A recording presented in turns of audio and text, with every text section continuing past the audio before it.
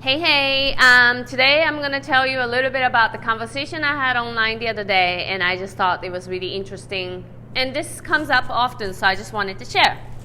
As you know, well, if you don't know, you don't know. But as you know, I talk a lot about spirituality and the social responsibility and why that is, right? And in one of the video interview that I've done, I specifically said, when we are in a business of wellness or healing, business of wellness and healing in itself is a funny way to say it, but if you work in the field of wellness or spirituality or healing, we can't just silo something and only look at person's health or person's wellness as something that's separate from what's happening in the society, right? I said if we are to be doing this as a business, we have to critically look at how we are doing business and how that is either adding to or subtracting from the current structure of the system that is oppressive. Because the fact is that if somebody else is not well in the society, that affects us whether it's in a big way or small way. I specifically said in that video, the ill of the society that we see now stems from patriarchy, white supremacy, and toxic capitalism. And this person had a strong aversion to the fact that I used the word white supremacy. And she said that I do not want to have anything that is racist within my, however she phrased it, in my feed, right? I guess she was trying to unfriend me or something. I don't know exactly. So I had this question of like, what do you mean? So if I say that there is white supremacy in this society, does that make me a racist? And she said, yes, because I like white people too. I was like, well, I like white people fine. I don't like white supremacy though. That's a two different thing. And how she would actually go on to say that, she only wants to deal with diplomatic, nice people. I consider myself fairly diplomatic, even though straightforward. And I don't necessarily think I'm a bad person. I don't know if I say I'm a nice person. I think I'm pretty nice. I don't know. You be the judge. But, it was really an interesting process for me to really, again, think about how spirituality gets pigeonholed into this do no harm in a way that you can't really speak truth. If you are to be spiritual, you always have to be Zen, and you always have to be even keel, and you cannot speak on something that is affecting us deeply. I don't believe that's spirituality. And that's my opinion, or it's how we see it. But spirituality, especially if we were to really think about this idea of what many spiritual traditions talk about, oneness. Within that oneness, within that framework of oneness, within this oneness, there's all of us. And that includes our joy, our happiness, our good feelings, our Zen moment, as well as the deepest pain and suffering of all that's being involved in this creation of oneness. And that doesn't only involve human beings, right? Because in oneness, in this whole universe, there's so many more things than just human.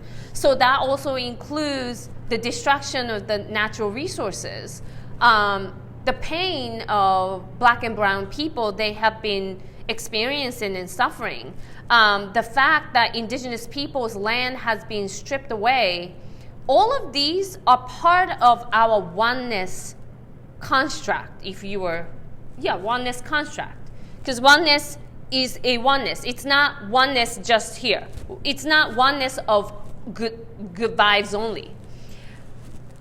it's really strange to me to think that when we talk about spirituality, there's no space for us to express what's not working, because what makes us spiritual is not the facade of Zen. That is not what spirituality or spiritual practice is. Spiritual practice, quite frankly, is somewhat painful. If we were to really practice and go through the difficult emotions that arises from looking at our sins or looking at our sufferings and looking at everybody else's sufferings and how we work through that.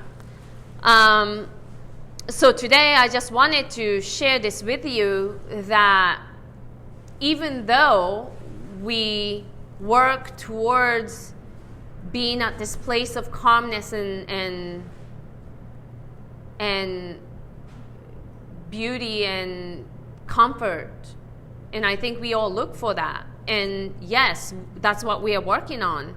And at the same time, that is different from negating what is out there or what is inside.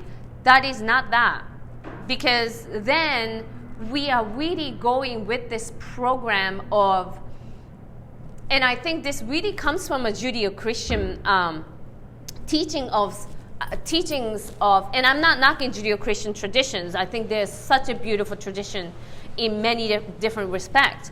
But I think what we have actually been doing, which is detriment to our wellness as well as our progress as human beings, is this idea of the one is absolutely good and another thing is the absolute good and bad, right? One is good and one is bad. One is absolutely good and one is absolutely bad. That's really not how the reality is structured. And I think from looking at something as absolutely bad, then we try to avoid it at all costs. And we shove it up, we'll shove it away, we move it away, we push it away, and we try not to look at it. And we create these monsters that's over here.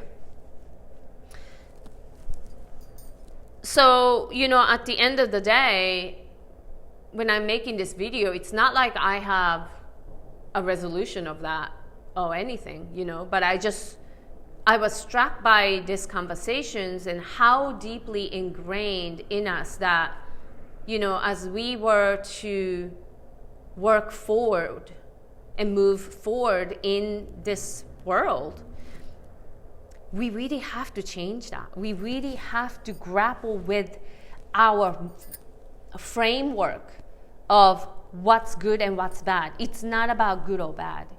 It's about what it is. It's about what is happening and looking at it straight on and see if that really is something that we want to have within this framework of oneness that we have. And if that answer is no, if that something is taking away the beauty of the experience of oneness, then we need to work to dismantle that. And that is a spiritual practice. And that is not staying away from spirituality. It is being in one with the spiritual practice. So that's just my thought. I wanted to share this with you, and I think with all that's happening around the world and all that happening in the United States, this is something that we continue to have to talk about, continue to have to share with all the folks who are around us. So thank you for being here, and I hope to see y'all again soon. Bye.